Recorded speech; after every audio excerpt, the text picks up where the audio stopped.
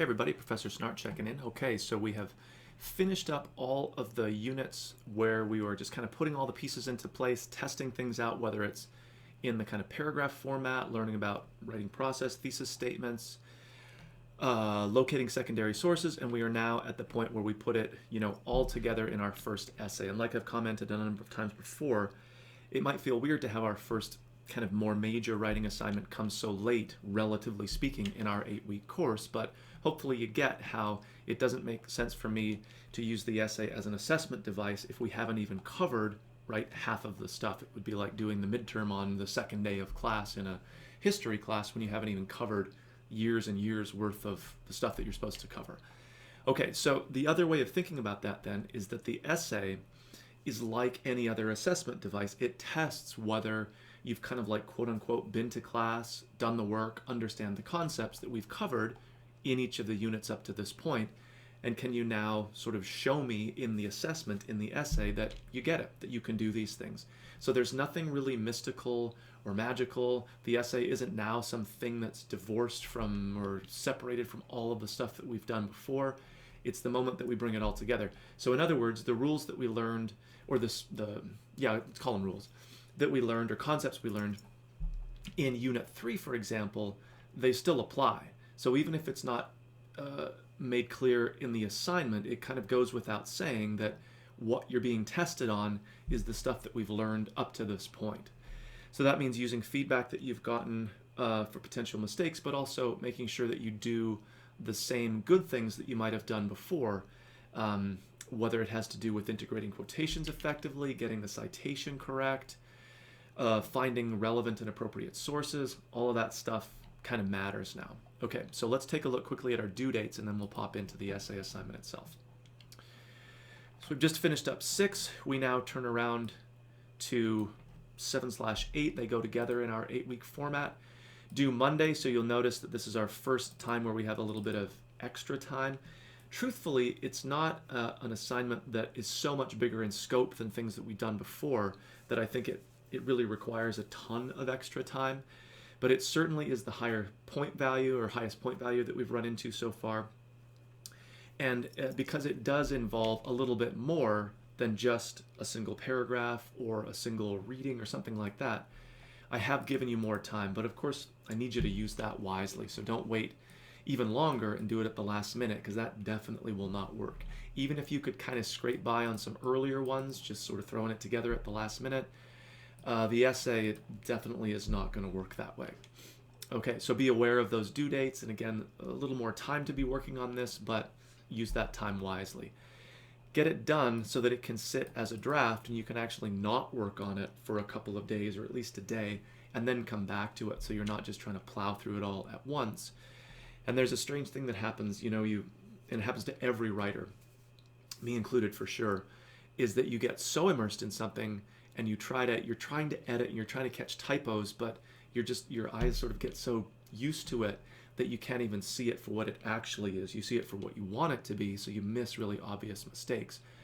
Ones that often, if you come back later, ideally before the due date and you've got the grade, you see them and you're like, oh, how could I have made that mistake? It's so obvious when you see it, even though you edited and reread so many different times. Okay, so the assignment itself. Really not, it's not like we now have like a 10-page paper to write, so it's important to keep in mind the scope of the thing that we're doing here. Notice that there is some material to work through before we get to the assignment, so that again is just like going to class. It's stuff you want to do and learn. There's sample essays to read through and look at. They're set up as annotated essays, so you'll open this up and you'll see that there's kind of this screen that you'll run into where you can read the essay, but also some points in the essays are highlighted for how they're working effectively or maybe how they could be more effective. So these aren't held up as like perfect A papers. They're examples that we can learn from, both positively but also sometimes negatively, how they could be improved. So again, this is course content, so it's important that you work through that. And if in your essay you end up making some of those same mistakes, that is sort of as black and white. If you're doing that history test where it's a Scantron, really like it's clearly just right or wrong, that's like getting the answer wrong. So it's stuff we've covered. Now I need to see that you can put it into practice in the essay. So it's important to work through them.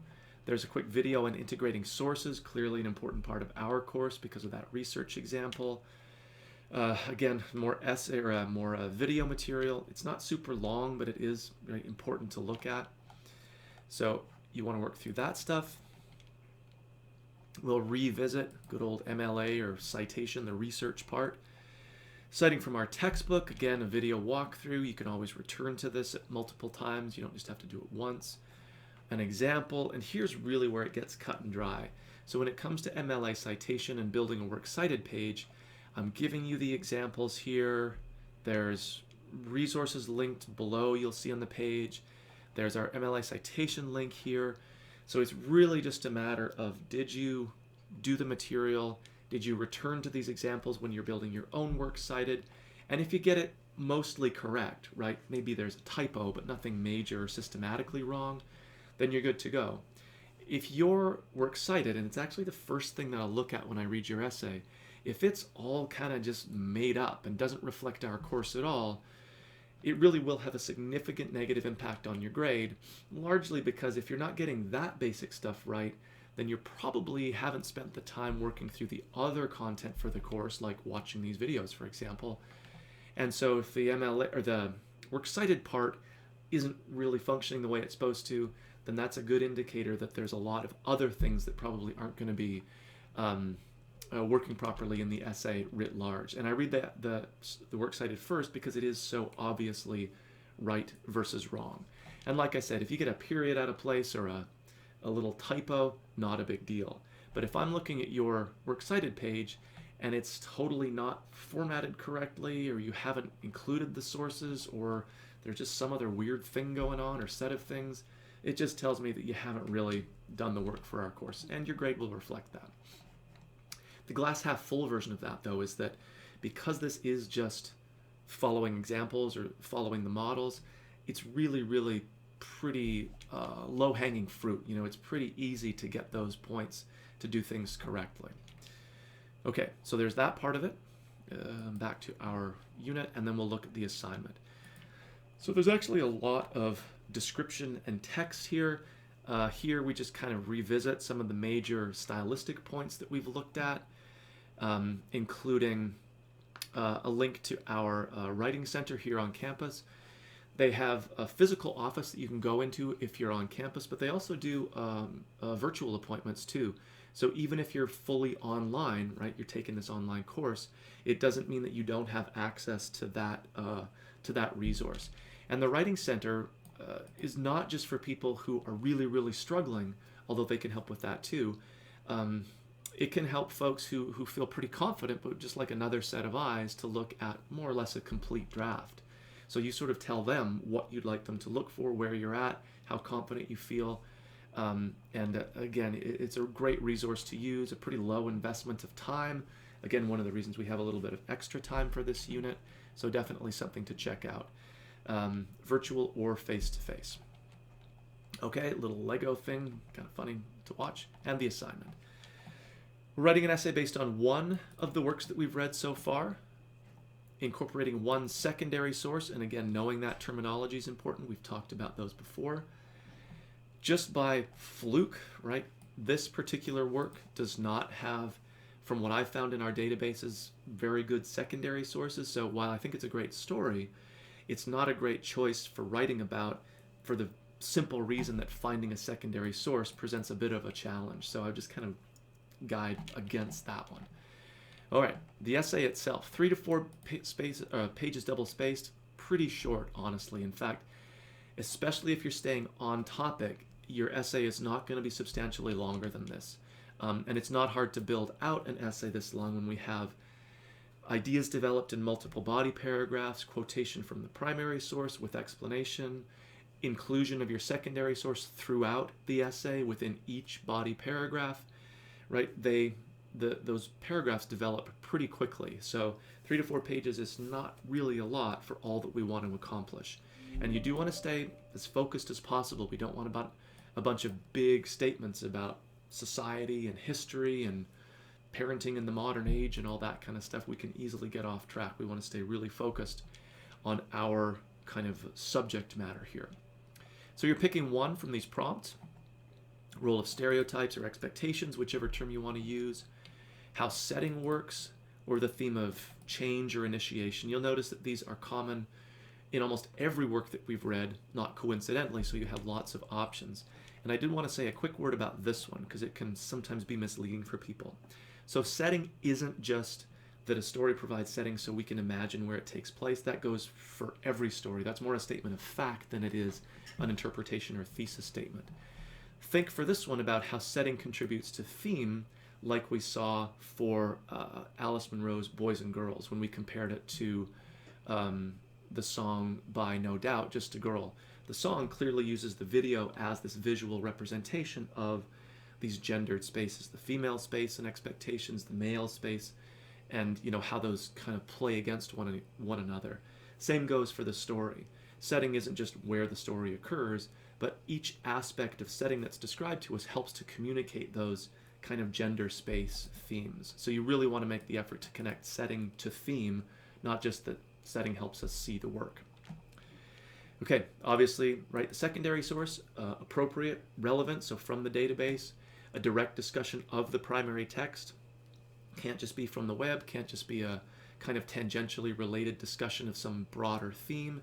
It has to be part of, or it has to be a discussion of the primary text so that we can include it as part of our conversation about that text as well. And again, this is all explained at length here.